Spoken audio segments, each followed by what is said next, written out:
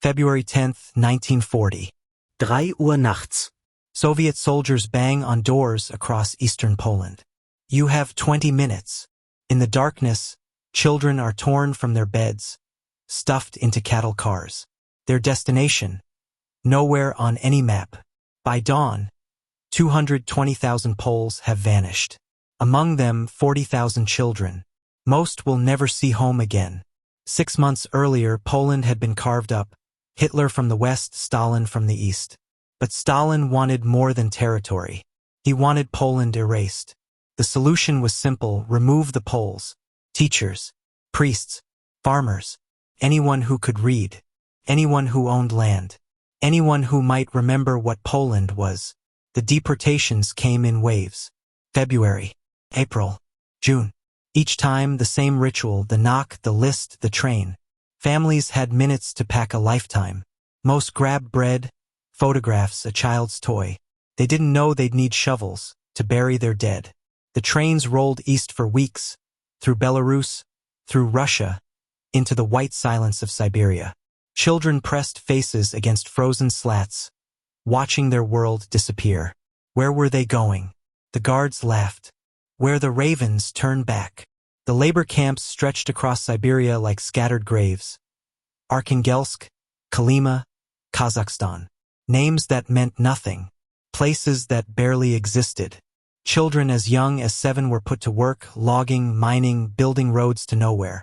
The rations: 300 grams of bread, watery soup, if you worked, if you met quota.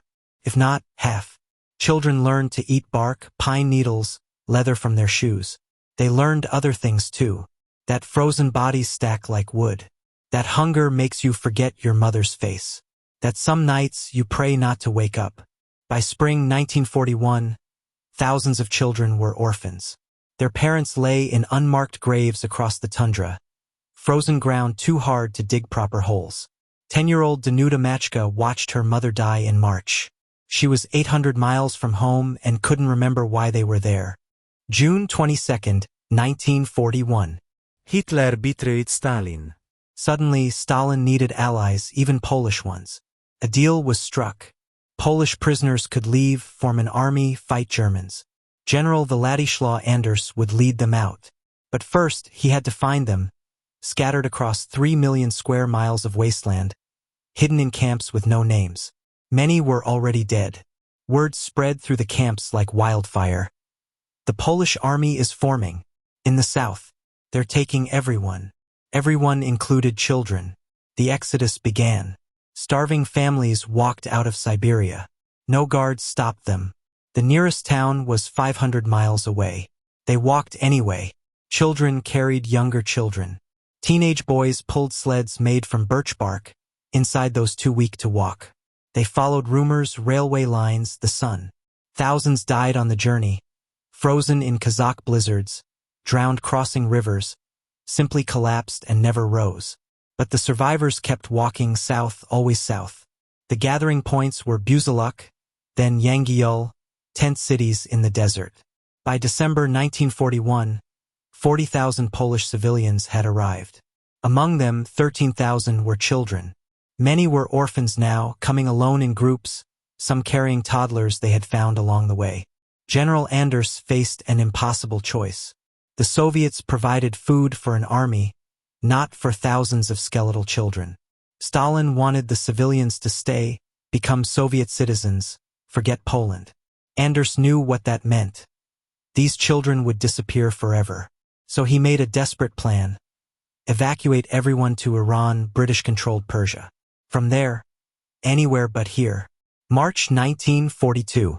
The convoys began moving south, through Turkmenistan, across the Caspian Sea, into Persia.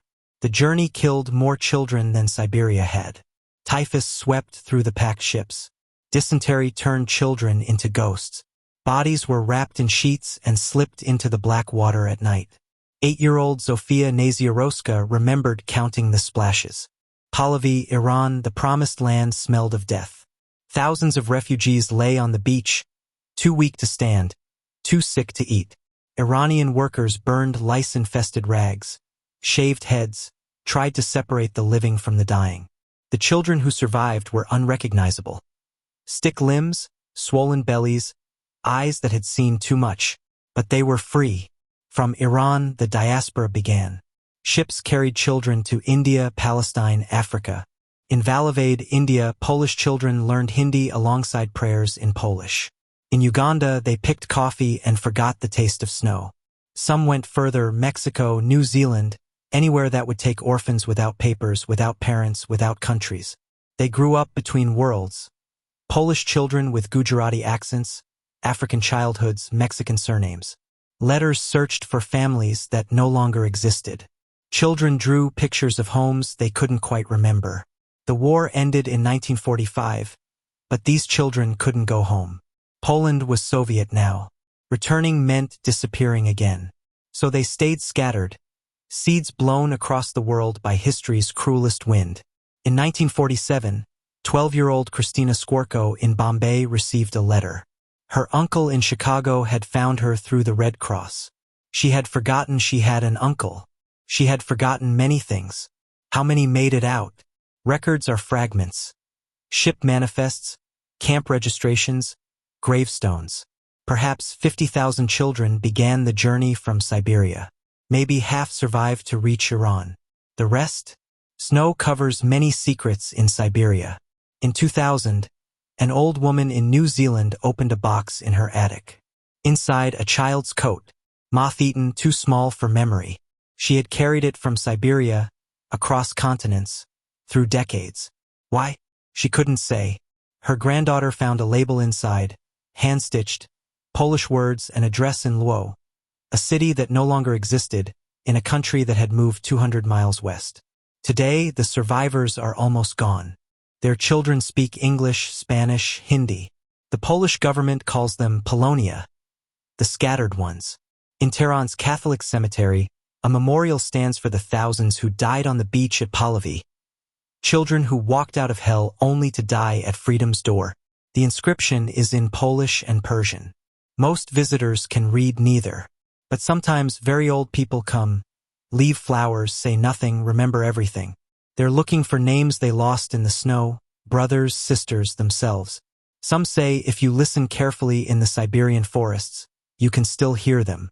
Children singing Polish lullabies, waiting for someone to lead them home, even though home was erased from every map.